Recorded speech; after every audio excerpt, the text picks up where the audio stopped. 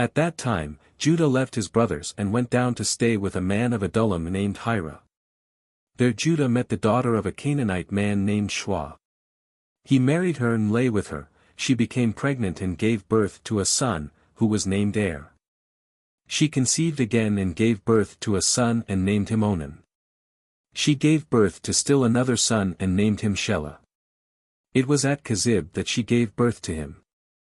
Judah got a wife for Er, his firstborn, and her name was Tamar. But Er, Judah's firstborn, was wicked in the Lord's sight, so the Lord put him to death. Then Judah said to Onan, "Lie with your brother's wife and fulfill your duty to her as a brother-in-law to produce offspring for your brother." But Onan knew that the offspring would not be his, so whenever he lay with his brother's wife, he spilled his semen on the ground to keep from producing offspring for his brother.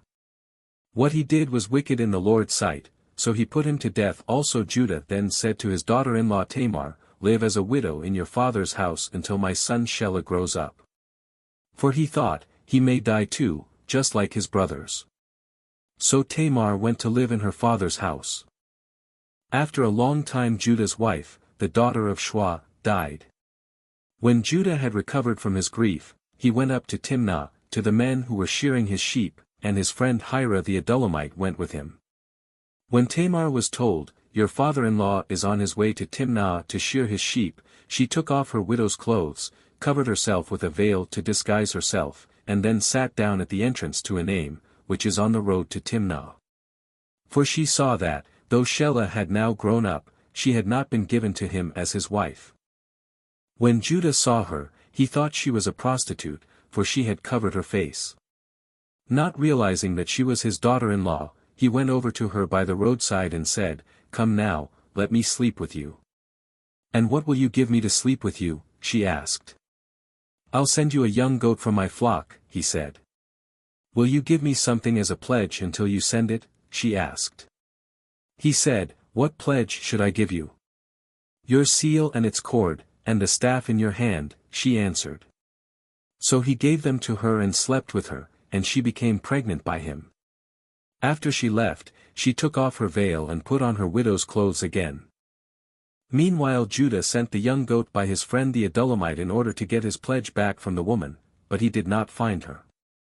He asked the men who lived there, "Where is the shrine prostitute who was beside the road at Enaim?"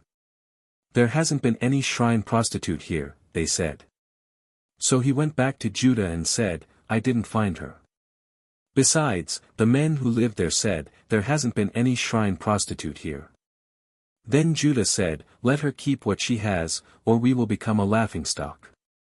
After all, I did send her this young goat, but you didn't find her." About 3 months later Judah was told, "Your daughter-in-law Tamar is guilty of prostitution, and as a result she is now pregnant." Judah said, "Bring her out and have her burned to death." As she was being brought out, she sent a message to her father-in-law. "I am pregnant by the man who owns these," she said. And she added, "See if you recognize whose seal and cord and staff these are." Judah recognized them and said, "She is more righteous than I, since I wouldn't give her to my son Shelah." And he did not sleep with her again. When the time came for her to give birth, there were twin boys in her womb. As she was giving birth, one of them put out his hand, so the midwife took a scarlet thread and tied it on his wrist and said, "This one came out first." But when he drew back his hand, his brother came out, and she said, "So this is how you have broken out." And he wasnamed Perez. Then his brother, who had the scarlet thread on his wrist, came out and he was given the name Zerah.